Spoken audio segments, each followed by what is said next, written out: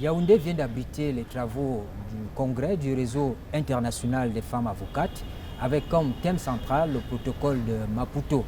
Et nous revenons sur cette actualité intéressante parce qu'elle nous donne la possibilité de parler de la profession d'avocat, surtout quand on est femme. Pour traverser le sujet, nous avons sur ce plateau Maître Claire Atanganabikuna qui est bâtonnier. Merci de nous avoir rendu visite. Merci. Ce congrès, il a été organisé par le réseau international des femmes avocates. Peut-être que nous ne connaissons pas très bien le fonctionnement de cette entité. C'est l'occasion de voir ces réseaux dans ses missions, ses hauts faits d'âme, par exemple, depuis sa création. Le réseau international des femmes avocates est en fait tout jeune.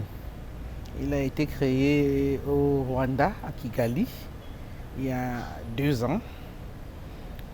C'est en quelque sorte un prolongement du protocole de Maputo, qui est lui-même une extension, un élément complémentaire de la Convention des droits de l'homme et des peuples africains, en ce que le protocole de Maputo va s'intéresser à la femme, à ses droits ou à ses droits violés, apporter un correctif à la façon dont la femme sera traitée. Le terme égalité n'est pas toujours très approprié, sauf si peut-être on y accorde le terme social, égalité sociale. Parce que l'égalité absolue, on n'y croit pas vraiment. Mais l'égalité sociale, égalité devant la loi, la reconnaissance de la citoyenneté de la femme, notamment dans le jeu politique, son droit à participer à la vie politique de son pays, à se faire élire, notamment. À côté de ça, donc, on va retrouver le RIFAV, qui lui sera la quête par les femmes avocats, les avocates, de la reconnaissance de ce qu'elles sont professionnellement, de leur latitude à occuper des fonctions au sein des barreaux, au sein des organisations internationales, donc toujours une espèce de quête sociale, plus que d'une égalité qui serait brute. Ce n'est pas un mouvement féministe? Il a forcément une consonance féministe, mais tout dépend de ce qu'on entend par féministe. Si féministe, c'est défendre la femme et la placer au-dessus de l'homme. Défendre cette égalité sociale aussi. Mais c'est justement dans le sens de l'égalité sociale, oui. Parce que nous devons vivre ensemble, les hommes et les femmes. L'illusion qui voudrait croire qu'il n'y aurait pas de différence ne peut pas beaucoup tenir. Mais nous avons un problème en Afrique qui est quand même que cette notion d'égalité sociale n'a pas encore fait son chemin. À l'occasion de ce congrès, vous avez fait venir les pionnières du barreau du Cameroun. Il y avait notamment Maître Alice Nkom, Maître Marie-André Ngwe, Maître Brigitte Ada Nengue qui étaient là dans la salle. Mais ce qui nous intéresse ici, c'est que les prises de parole des unes et des autres nous ont permis de comprendre que exercer la profession d'avocate, surtout quand on est femme, ce n'est pas la chose la mieux partagée. Il y a beaucoup de difficultés. Mais quel est le problème? Il n'y a pas de problème en soi. Moi, je pense que c'est aussi une question d'évolution de la société, surtout africaine, puisque je parle quand même du point de vue d'une africaine, mais même mondialement. Au début, l'homme allait dehors, la femme restait à la maison. Avec le temps, la femme allait à l'école, elle a plutôt bien réussi, parce que statistiquement, il est quand même prouvé que les femmes réussissent plutôt bien à l'école. La femme devient instruite, la femme se forme, la femme avocate, comme nous avons dit pendant ces travaux du RIFAF, comme l'a très bien démontré Maître Nkom, Alice, j'imagine que pour elle, c'était plus difficile que pour nous. Pour nous, c'était un peu plus facile et c'est davantage facile pour celles qui arrivent aujourd'hui. Parce que justement, nous gagnons socialement des places. J'imagine que Maître Odile Mbalambala, lorsqu'elle dit « je veux être avocate », ça ne va pas de soi. L'évolution de la société fait que nous avons plus de facilité à entrer dans toutes les professions. Et je me fais toujours le plaisir et le devoir de dire que la femme camerounaise est parmi les pionnières. Lorsque, il y a 10 ans, on trouvait encore dans certains pays des femmes célébrées comme première femme huissier, on en avait plein. On a des femmes dans l'armée. La femme camerounaise a déjà gagné sa place par son travail, par son intellect. Partout où ça paraissait peut-être impossible ou alors très difficile. Donc la femme camerounaise ne souffre pas vraiment de cette situation-là. Mais la femme avocate? Je vais terminer sur la femme camerounaise. Allez-y. Ce dont souffre la femme avocate, c'est la représentation générale.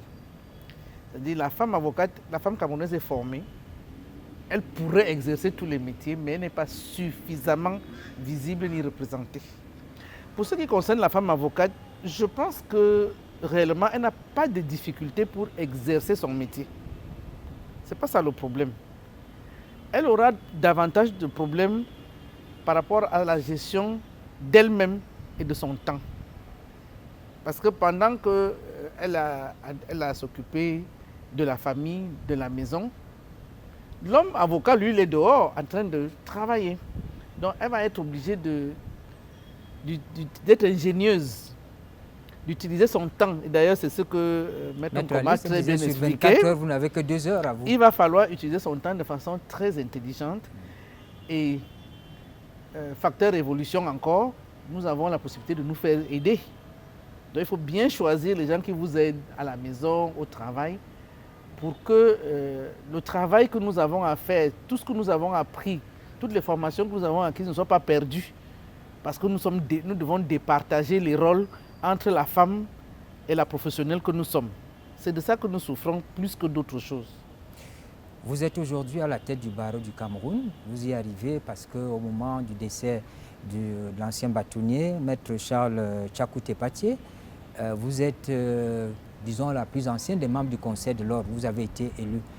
Mais le processus électoral, parce que dans ce corps, les choses sont organisées, que ce soit au sein du Conseil de l'Ordre ou bien le choix du bâtonnier, est-ce que la femme avocate sent que dans ce milieu, elle a sa place?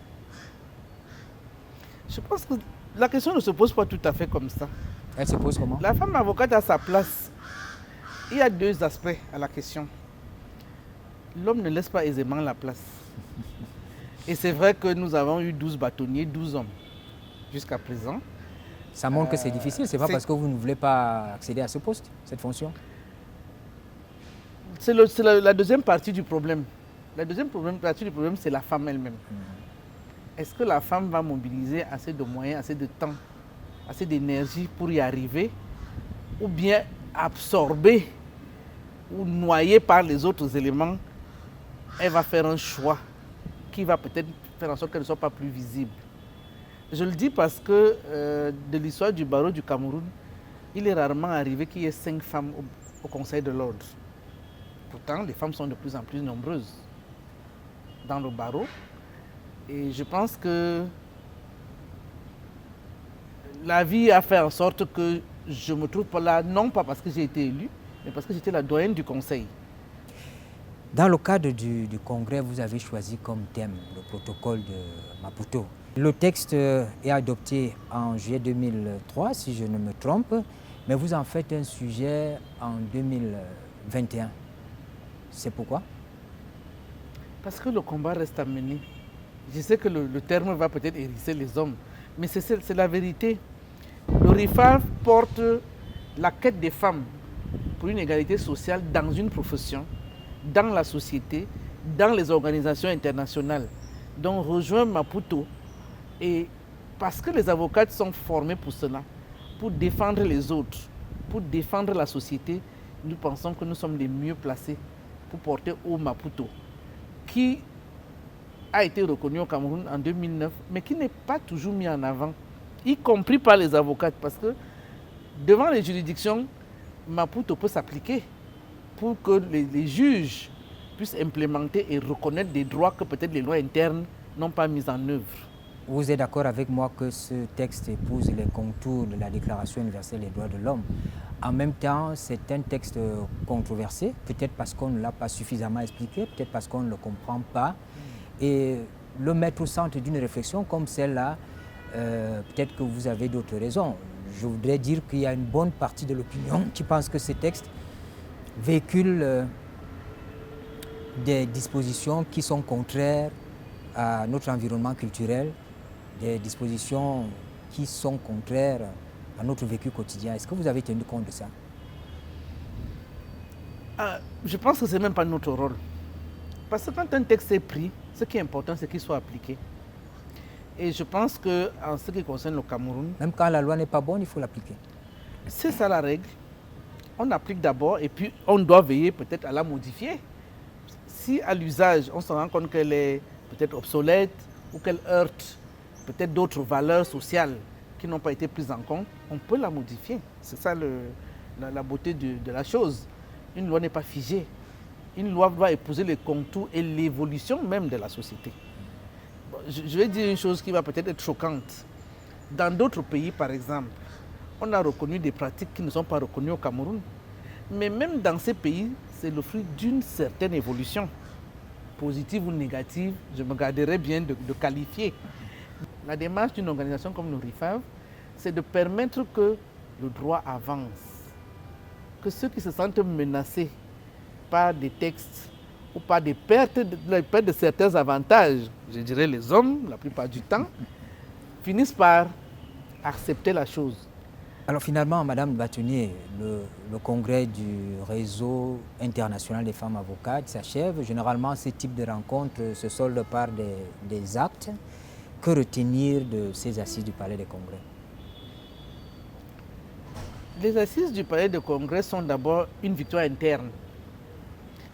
Les avocates qui étaient là vont retenir qu'au bout de l'effort, il y a eu le succès, il y a eu un partage. Si vous avez bien suivi, nous avons même dansé sur une mélodie très africaine, très communautaire.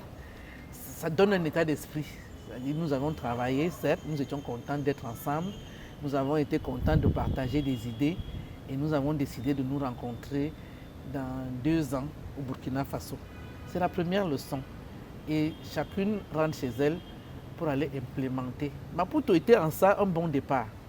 Madame Le Bâtonnier, nous sommes ravis de votre passage sur le plateau de Politique. Et merci pour cet éclairage que vous nous donnez, qui nous permet de comprendre l'essence des travaux, ce qui a été dit pendant ces travaux au Palais des Congrès de Yaoundé. Merci beaucoup.